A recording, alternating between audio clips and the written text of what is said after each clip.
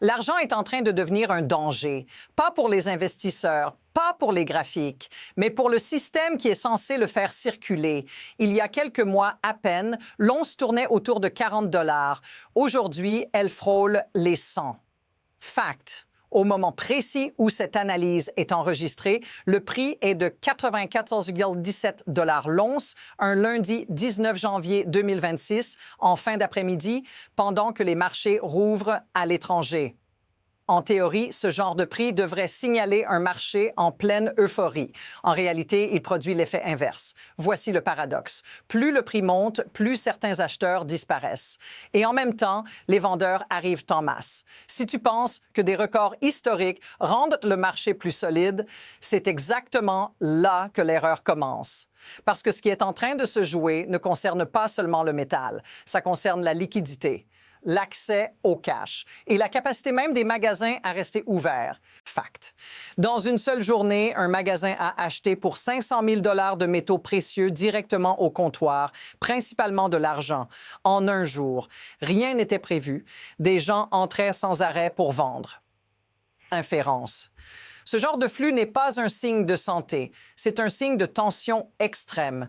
Quand tout le monde veut sortir en même temps, quelqu'un finit toujours par manquer de liquidité. Et c'est là que la situation devient personnelle. Parce que si les intermédiaires craquent, le prix affiché ne veut plus dire grand-chose. Ce qui compte, ce n'est plus le spot, c'est ce que quelqu'un est réellement prêt à te payer maintenant.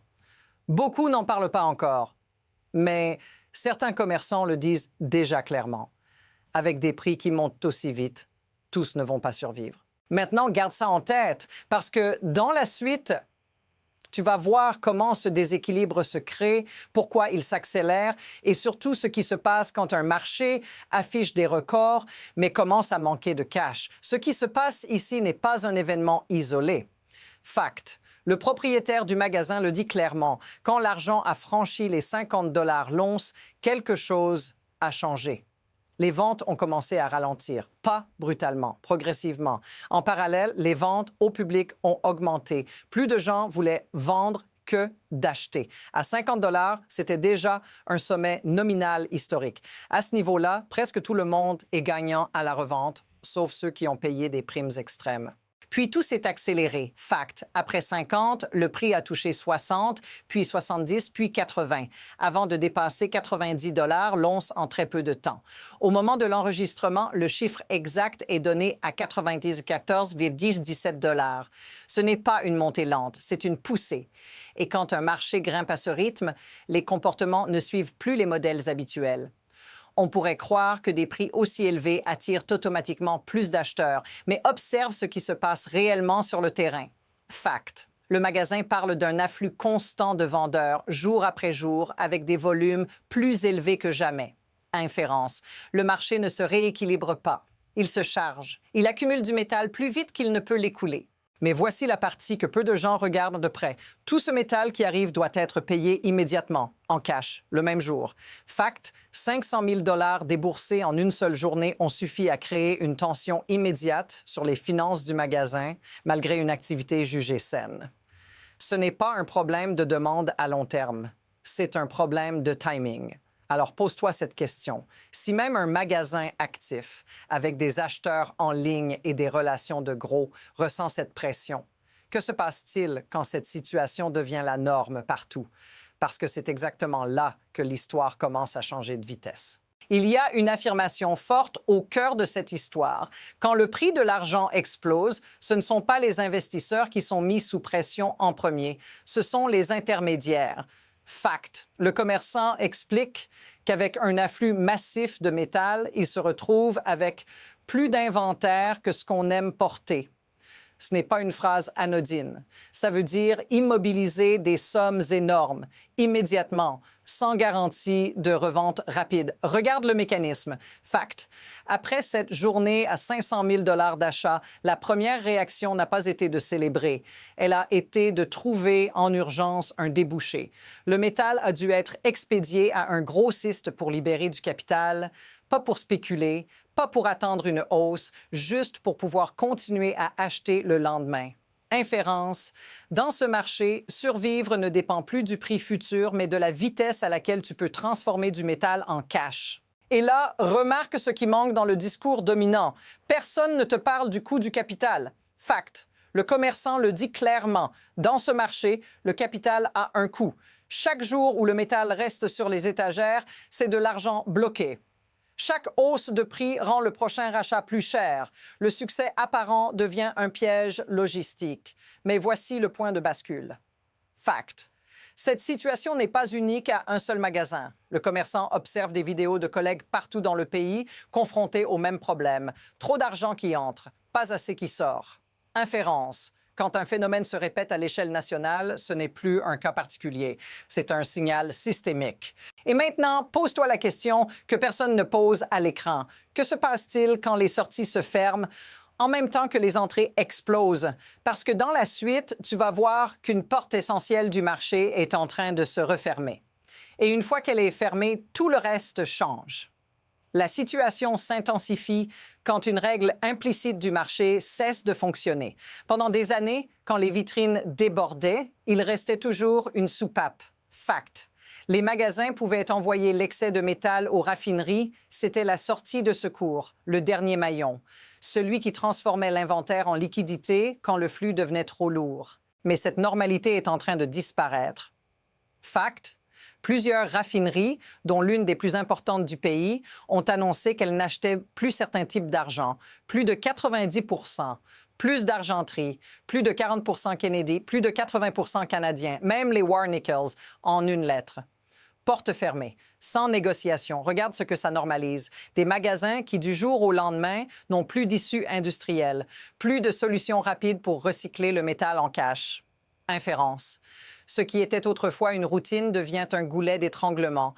Et ce genre de blocage ne ralentit pas doucement. Il s'accumule, il compresse, il finit par casser quelque chose. Il y a déjà eu des précédents, pas avec l'argent exactement, mais avec des marchés où l'infrastructure n'a pas suivi la hausse des prix.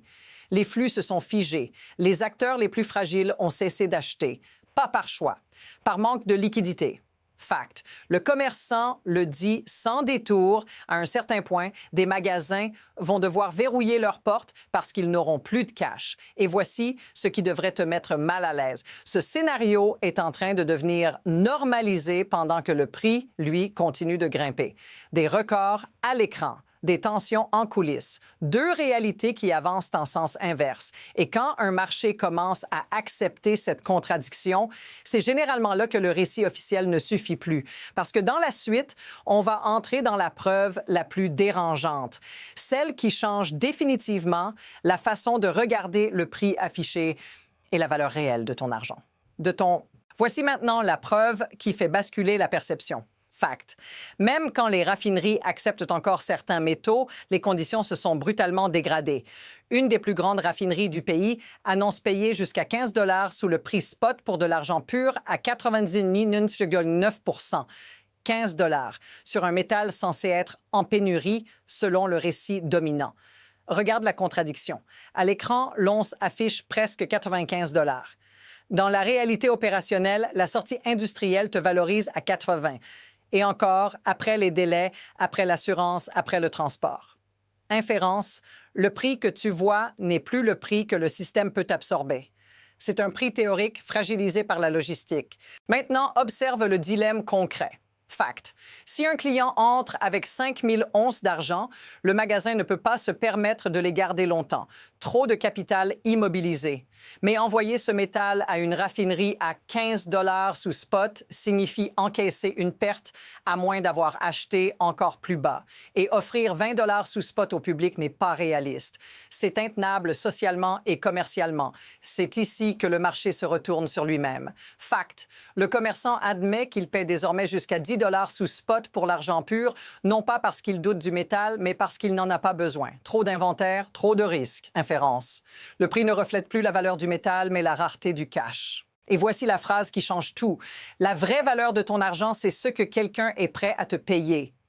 Pas le graphique, pas le titre d'actualité, pas le record, le paiement réel, ici et maintenant. Quand cette phrase devient vrai à grande échelle, le marché entre dans une zone dangereuse. Parce que maintenant, plusieurs tensions s'empilent en même temps. Et dans la suite, tu vas voir comment tout s'accélère, presque sans contrôle, quand ces pressions se combinent. À partir de là, tout s'enchaîne très vite. Fact.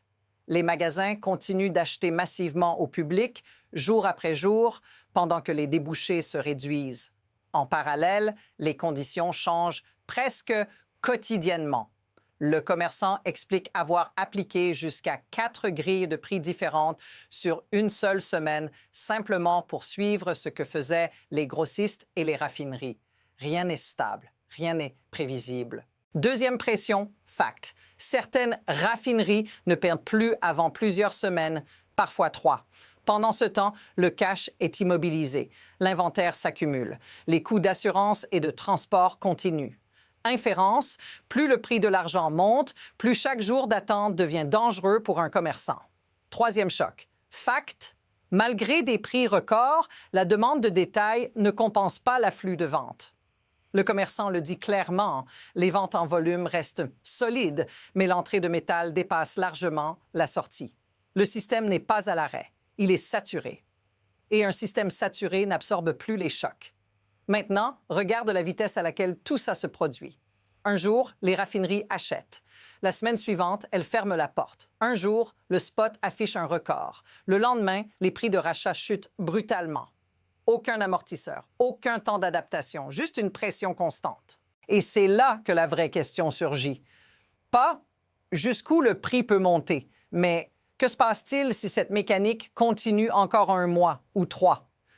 Parce que si rien ne change, le prochain point de rupture n'est plus théorique. Il est déjà en formation. Maintenant, mets-toi à la place de quelqu'un de normal. Pas d'un trader, pas d'un analyste. Toi. Fact. Quand tu entres dans un magasin avec de l'argent physique aujourd'hui, le prix affiché ne garantit plus ce que tu vas réellement recevoir. Le commerçant peut payer 10 $ sous le spot, un autre 20.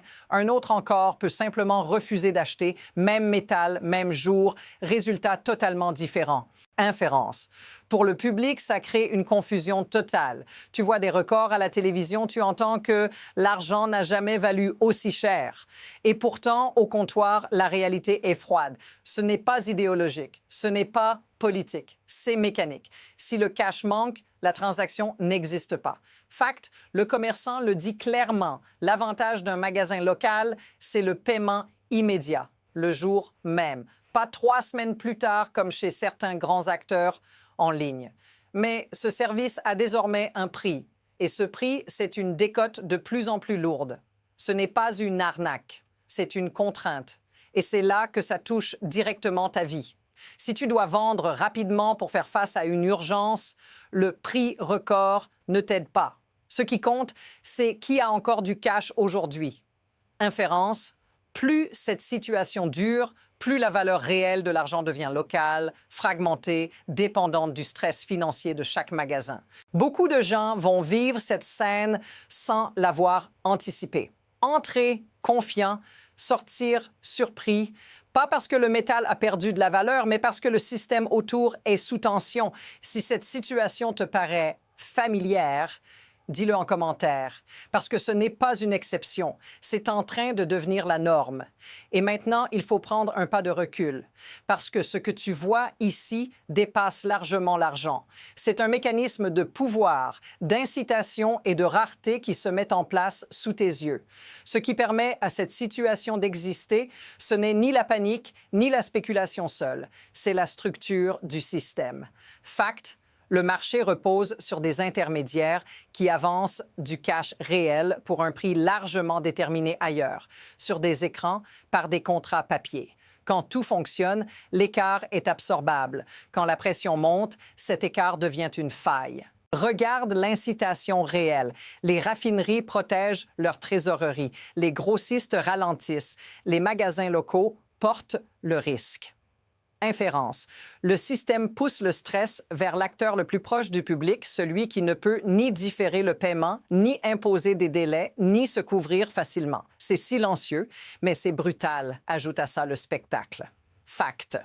Pendant que les prix explosent, les gros titres parlent de records, de pénurie, de métal introuvable. Mais sur le terrain, le problème n'est pas de trouver de l'argent, il est de trouver du cash. Inférence. Cette dissociation entre récit médiatique et réalité opérationnelle crée une illusion dangereuse. Elle attire plus de vendeurs exactement au moment où le système a le moins de capacité pour les absorber. C'est comme ça que le déséquilibre s'auto-entretient. Plus le prix monte, plus les ventes affluent. Plus les ventes affluent, plus le cash disparaît. Plus le cash disparaît, plus les prix de rachat chutent. Et plus les prix de rachat chutent, plus la confiance se fissure. Personne ne l'a décidé, mais tout le monde y contribue. Et maintenant, une question inconfortable. Si ce mécanisme continue sans correction, quelle trajectoire est encore possible? Parce qu'à partir d'ici, le marché n'a plus une seule direction évidente. Il en a au moins deux. Et les deux mènent à des réalités très différentes. À partir d'ici, deux trajectoires se dessinent. Aucune n'est confortable. Fact, dans le premier scénario, les prix continuent de grimper. La demande internationale reste forte. Les écarts entre marchés se creusent. Le commerçant le note déjà. En Chine, l'argent se négocie environ 12 $ de plus que sur les marchés américains une fois converti en dollars. Au Moyen-Orient aussi, les prix effectifs sont plus élevés. Inférence, cette divergence crée une pression haussière persistante. Mais elle n'allège pas le problème du cash local.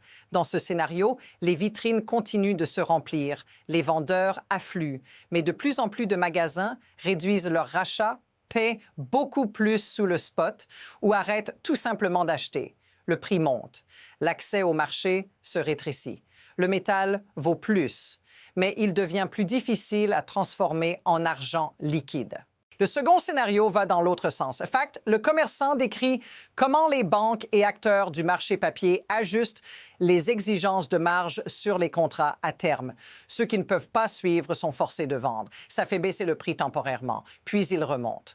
Inférence. Si ces ventes forcées s'intensifient, le prix affiché peut corriger brutalement, même si la demande physique reste forte ailleurs dans le monde. Et c'est là que l'incertitude devient maximale, parce que ces deux dynamiques peuvent coexister. Une pression haussière globale, une instabilité locale, des records d'un côté, des blocages de l'autre. Le prochain mouvement ne sera pas décidé par une annonce spectaculaire, mais par une série de petites ruptures, un magasin qui arrête d'acheter, une raffinerie qui ferme encore une porte, un délai de paiement qui s'allonge. Le mouvement suivant est déjà en train de se former. La seule question est de savoir de quel côté il va pencher et qui sera encore debout quand ça arrivera. Et il y a une idée simple qui résume toute cette histoire. Un prix record n'est pas une preuve de solidité. C'est souvent un test de résistance. Fact. Aujourd'hui, l'argent affiche des sommets historiques pendant que les acteurs qui le manipulent physiquement luttent pour rester liquides. Ce contraste n'est pas accidentel. Il est révélateur. Revois tout à l'envers. Ce marché ne manque pas de métal. Il manque de capacité à absorber des flux extrêmes. Inférence. Quand l'infrastructure craque, la valeur devient conditionnelle. Conditionnelle au timing, conditionnelle à l'endroit, conditionnelle à celui qui tient encore du cash. C'est pour ça que deux personnes peuvent posséder le même argent et vivre deux réalités totalement différentes. La vraie leçon n'est pas faut-il acheter ou vendre? Ce n'est pas une prédiction, c'est une grille de lecture. Comprendre que le prix que tu vois est une vitrine, pas une promesse. Comprendre que dans les périodes de stress, la liquidité devient plus précieuse que le métal lui-même, même quand ce métal bat des records. Et c'est là que la boucle se referme. Parce que ce que tu observes aujourd'hui avec l'argent, tu le reverras ailleurs, dans d'autres marchés, avec d'autres actifs. Toujours sous la même forme, des records à l'écran, des tensions en coulisses et un système qui teste ses limites. Si tu veux continuer à comprendre ce genre de basculement avant qu'il ne devienne évident pour tout le monde, reste ici. Abonne-toi. La prochaine couche de cette histoire est déjà en train de se former.